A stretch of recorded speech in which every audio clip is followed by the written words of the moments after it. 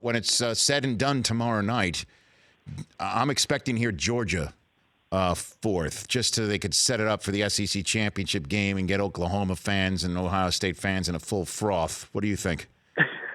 Yeah, I think it'll be that, and I think that's probably the way it should be at this point. The bigger question comes if Georgia beats Alabama, and you referenced Felica earlier, and one of the things that we've already chatted about online this morning is he is of the opinion right now that barring a blowout loss, he would still contend that Georgia should be seriously considered, if not ranked, for even if they lose to Alabama.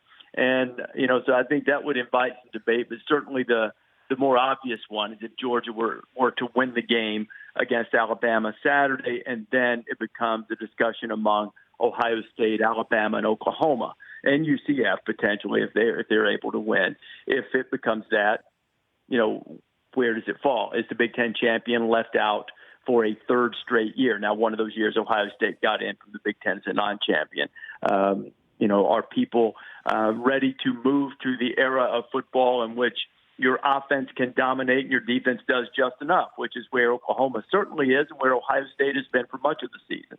I think all of those things are really interesting concepts. I'm still of the opinion that even though I believe if Georgia beats Alabama on Saturday, that Alabama is one of the four best, I believe that it is I always define it as a mosaic or a work of art, and I would think that either Oklahoma or Ohio State, my guess would be Oklahoma, would get the nod rather than Alabama for that fourth spot. I could be wrong, but I don't. But I didn't envision it last year. I thought they would go Ohio State last year, so I could be wrong again.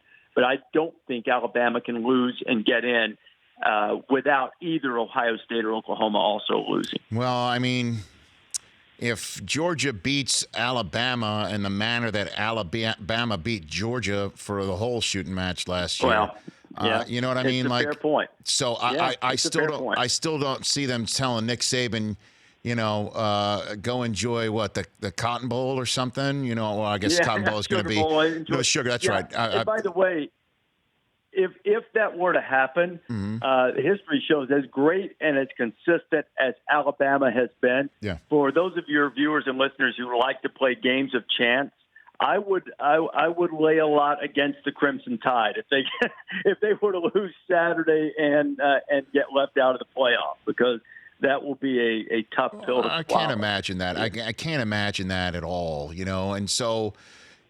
Obviously Oklahoma does have the Kyler Murray factor that I think a lot of people, because there is no question, right, Rece?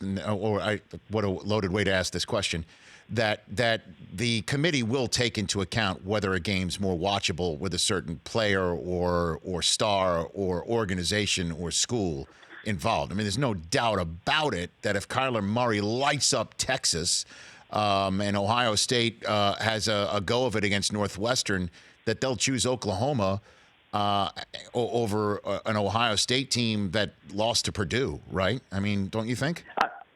You know what? And I don't know if it would be a watchability factor, because I think there would be a case to be made that athletically that Ohio State could provide a bigger defensive challenge to Alabama in terms of watchability. But I don't think that would be wrong necessarily, Rich. Their resumes are virtually indistinguishable, and much as I felt last year. Like I said earlier, and I did think that Ohio State would get the nod last year. That's just what I thought they would do. What I thought they should do was what they did, was put Alabama in. Alabama was better. You can't lose by 31 to Iowa and have a second loss and expect to get in.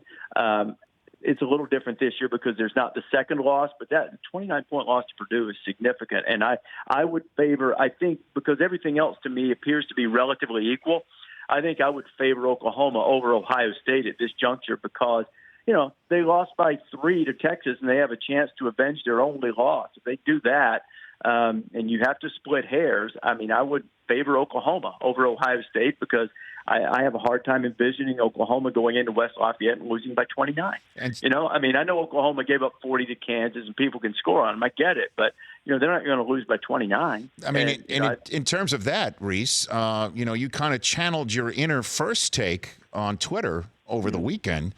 where you tweeted out, "I'm sorry, there are some great individual performances in this OU West Virginia game, but how much more fun would it be to see them execute versus competent defenses? For me, a lot more fun." Yeah. I agree with you. Me too. And no. That's what. No, I'm reading your tweet. I'm reading your tweet, Rece. I'm not agreeing with you. No, I'm just saying. I know. I mean, it's a situation where teams are scoring a lot of points in college football, but the difference in what I saw with Oklahoma and West Virginia on Friday night, while entertaining and great theater, there's no one in the frame with guys when they're running open, and you don't see that other places. Even some of the touchdown passes that Tua threw against Auburn.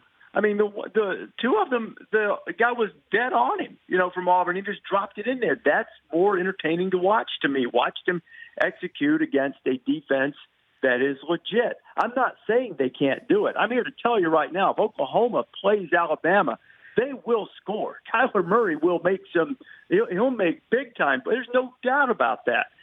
I just don't need to see him out in a skeleton drill, with nobody in the frame with any chance of covering. The Rich Eisen Show, weekdays at noon Eastern on Audience.